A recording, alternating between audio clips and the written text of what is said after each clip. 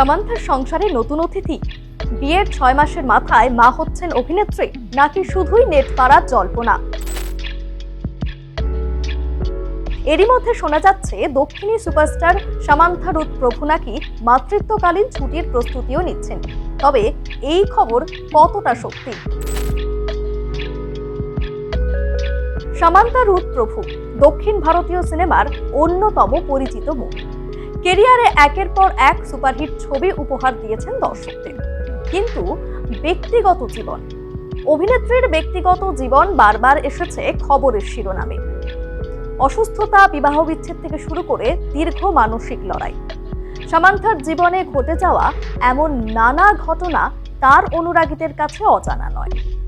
সবকিছুর পর নতুন করে জীবন শুরু করেন অভিনেত্রী।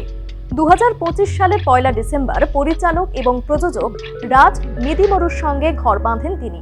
কোয়েম্বাটুরে একেবারে ঘরোয়া পরিবেশে হয় সেই বিয়ের অনুষ্ঠান।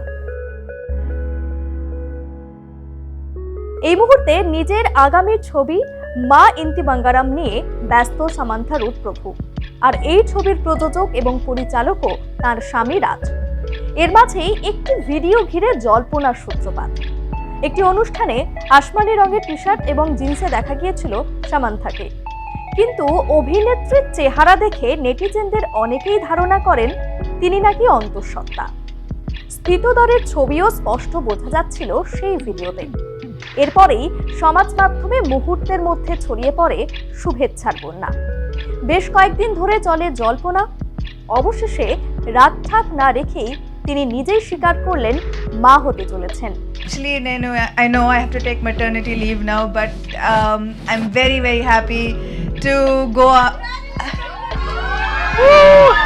Thank you. মা ইন্তি বাঙ্গারাম সিনেমার এক সাফল্য উদযাপনের অনুষ্ঠানে সংবাদ মাধ্যমের সঙ্গে কথা বলছিলেন তিনি। আর সেই সময় অভিনেত্রী মা হওয়ার কথা স্বীকার করেছেন। শীঘ্রই মাতৃত্বকালীন ছুটিতে যাচ্ছেন বলেও জানান তিনি আরো বলেন, ছুটি শেষে আবারও নতুন ছবি নিয়ে ফিরবেন ভক্তদের জন্য। শোনা যাচ্ছে চলতি বছর ডিসেম্বর মাসেই ভূমিষ্ঠ হতে পারে রাজ সামান্থার প্রথম সন্তান। এরপরে সামান্থার এক ঘনিষ্ঠ সূত্র সেই খবরেও শিলমোহর দেন। তবে অন্তঃসত্ত্বা হওয়ার পর একটি ভয় সর্বক্ষণ তাড়া করেছে অভিনেত্রীকে। কি সেই ভয়?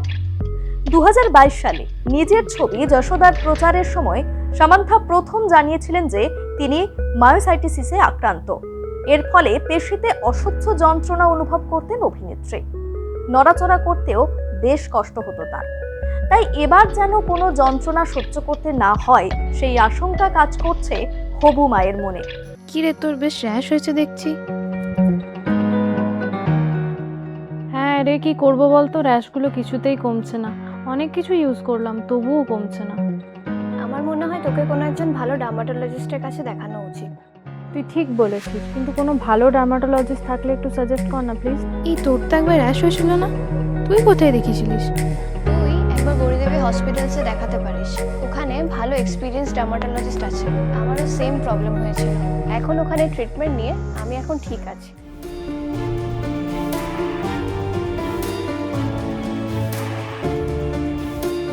গৌরী দেবী হসপিটাল, রাজবাঁধ, দুর্গাপুর।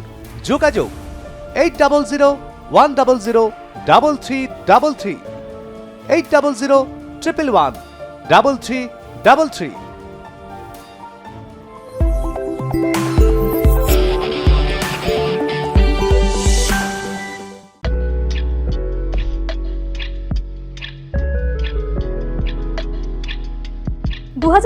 সালে অভিনেতা নাগা চৈতন্যের সঙ্গে গাঁটছড়া বেঁধেছিলেন সামান্থা।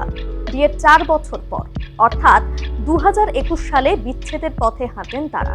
পরে নাগা চৈতন্য অভিনেত্রী শোভিতা ধুলিপালাকে বিয়ে করেন। দীর্ঘদিন মানসিক যন্ত্রণার পর অবশেষে 2025 সালে নতুন সংসার বাঁধেন সামান্থা। এবার সেই ঘরেই আসছে নতুন অতিথি। অসুস্থতা, বিচ্ছেদ আর মানসিক লড়াই পেরিয়ে জীবনের এক নতুন অধ্যায়ে পা রাখতে চলেছেন সামান্থা।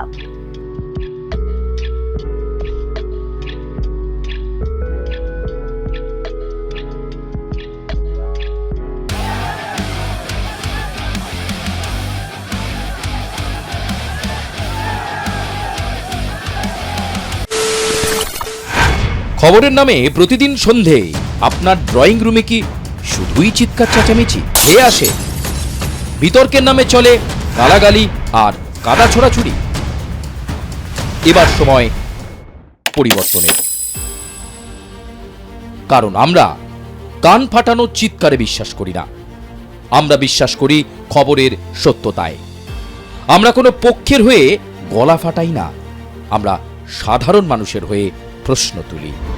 চিৎকার নয়, শুধু খবর হবে যেখানে বিতর্ক আছে কিন্তু কুৎসিত ঝগড়া নেই। সঠিক তথ্য, বিশ্বস্ত খবর। নজর রাখুন আর প্লাস নিউজে।